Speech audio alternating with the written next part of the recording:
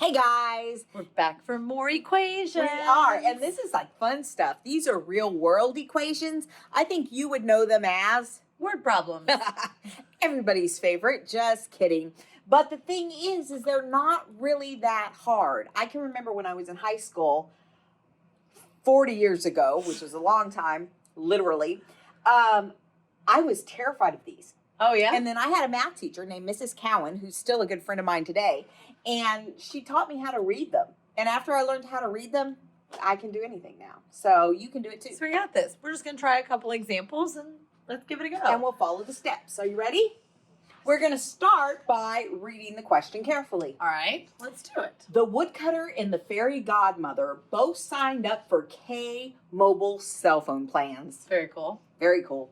The woodcutter's plan costs $40 plus $12 per gigabyte. Oh, that seems important. It does. And the fairy godmother's plan costs $30 plus $14 per gigabyte. Oh, my. When would the cost of the two plans be the same? You know, I see a lot of those vocabulary words that we talked about when we turned the words into a math problem. I think you're right. I see a lot of those. I see that too. So I guess we should start there. Let's identify some keywords. Let's. Okay. So numbers are always important in math class, pretty much. So we have a few things that are interesting here. And we have plus. Right. And we have per. Yep. And we have the same. Absolutely. Well, if you're looking at that, now we have to set up an equation. Okay, let's do Well, you know what I want to start with? I know this seems crazy because it's at the end, but the same would mean equal to. it. That's what I want to start with, too. So let's just write that down. Equal to. Yeah, and then it's asking if when the two plans will be equal. So it sounds like there's got to be something over here, maybe the first For plan, the woodcutter. and then maybe the plan over here for the godmother. I think that's what we're doing. I think that's right. You want to go ahead and try that? So the woodcutter's plan is $40 plus. Well, let's write $40 plus. And then $12 per gigabyte. And per was on that keyword sheet. Yeah. We didn't use it in any of the examples, but it was on there. So 12 per actually means I'm going to be multiplying. Okay, and it's per gigabyte. So I think we need a variable there. I think so. Yeah, we don't know how we many. don't know how many gigabytes there are. So let's make our variable G. I think we should. We don't usually use G, but we're going to goes try with it. the problem. Yeah. So now let's put the fairy godmother's plan on the other side of that equation. This looks very similar. Absolutely. Her plan costs $30 plus 14 per gigabyte. Absolutely. And then we're going to figure out when these two are the same. And how do we do that? By We solving. solve the equation. Absolutely. So let's draw a line and start there. Okay, well, let's look. There's no distribution. No. And there are no combining like terms here and no combining like terms here. Nope. But there are variables on both sides. There are. So we're going to have to move that 14G. So we start by putting it in a box. And then our carriage will either multiply or, we'll either add or subtract. So we need to subtract because that is the opposite of plus 14G. So we're going to do that on both sides. All right. So we're going to bring down our 40, and I'm going to go ahead and use Desmos here. And I'm going to take 12 minus that 14, and that gives us a negative 2G equals 30. And now we're down to a Fantastic. two-step equation, so we can do this part pretty quickly. Absolutely. We're going to subtract the 40 from here and from here. Perfect.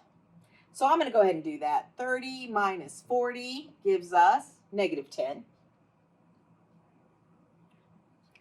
And then I'm going to divide both sides by negative 2. And I'll do the same. Oopsie. Sorry, I didn't put that in correctly. So negative 10 divided by negative 2 is 5. 5. And I'm basically out of room, so I'm just going to write it up here. G equals 5. We'll just make sure we know that's our answer. Absolutely. So what we can do, we got to make sure that our answer makes sense. Right. If our gigabytes turned out to be negative, That wouldn't make sense because you have to have a positive number of gigabytes. This was before unlimited data, which was a bad time. It was a very dark time in our history. But anyway, let's just keep going on. But now let's make sure this worked. You know what I think I'm going to do, Miss Benson? Since this has variables on both sides, I'm going to put in my calculator 40 plus 12G on one line. And then on my next line, I'm going to put in 30 plus 14G. Then at the end, I'm going to put what we found G to be, which was what? I already forgot. 5. Look at that. They both equal 100. And here's the cool thing. So we know that our answer makes sense. It's not negative. And we know that our answer was the right answer to this equation, which hopefully we set up correctly. But this also tells us something about the problem. So after the woodcutter has used 5 gigabytes of data and the fairy godmother has used 5 gigabytes of data, they will each have spent $100 on their cell phone plan. Just kind of cool. All right, one more example. So we're going to go through our little checklist. We're going to read the question carefully. Here we go.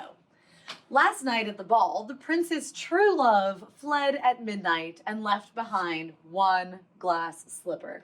She had a big foot. Yes, she did. I'm just saying. The next day, the prince hired a messenger to find the foot that fits in the slipper. The messenger does not do this for free. No, he doesn't. He charges a flat fee of $50 plus $2.75 per mile that he travels during his search. How far did he travel if he charged the prince $94? Wow. That's pretty interesting. If you don't know what a flat fee is, that means that the second that the messenger shows up, the prince owes him $50. Right. And then after he travels 1 mile, he owes him an extra $2.75. So we're going to figure out how many miles he walked to make it equal 94. Okay. So let's identify some key words up there, Miss Benson. What do you see?